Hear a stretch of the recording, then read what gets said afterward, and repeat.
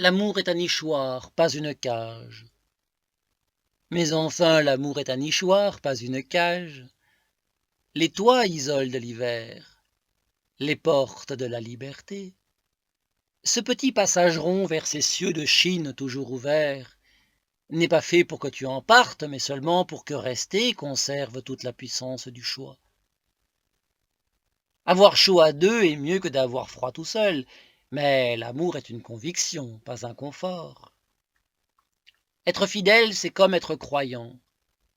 Mais si Dieu est amour et que tu doutes déjà de Dieu, alors accepte que l'on puisse aussi douter de l'amour, et donc du tien, du mien, du nôtre, de celui des autres, de tous, sans avoir besoin de décréter qu'il n'existe décidément pas.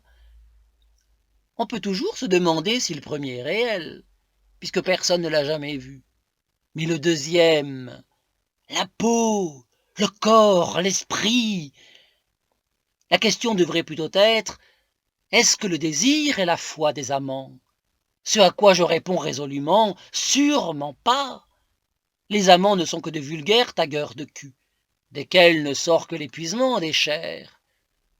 S'abreuver à la peau des autres en dit long sur la sécheresse de l'homme.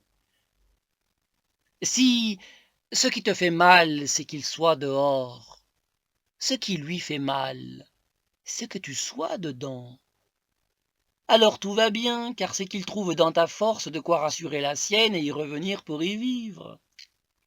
Interroger Dieu, c'est déjà douter de lui. Tu le questionnes, tu lui demandes des comptes. Mais demander à ta moitié si elle t'aime, c'est pire. Finir par douter de Dieu est une chose, mais commencer par douter de toi, en voilà une autre affaire.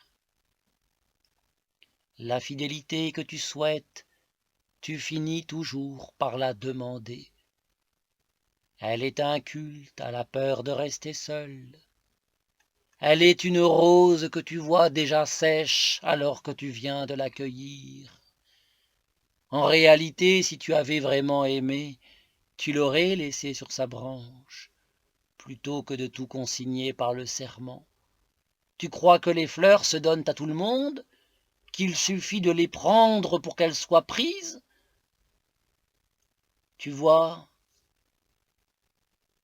aimer n'est qu'un moment qui dure toujours.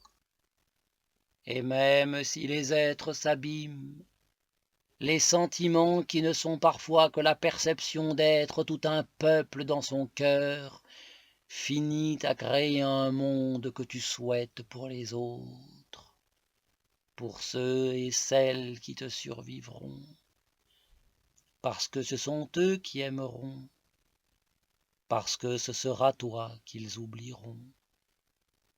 Et c'est parce qu'ils t'oublieront que tu veux leur laisser l'amour de ceux qui sont morts, celui des cœurs silencieux, morts pour l'éternité, qui ont rendu l'amour définitivement éternel. Par le poète queer Alain Cabello-Monnier, le vendredi 27 novembre 2015, 11h30, à Paris.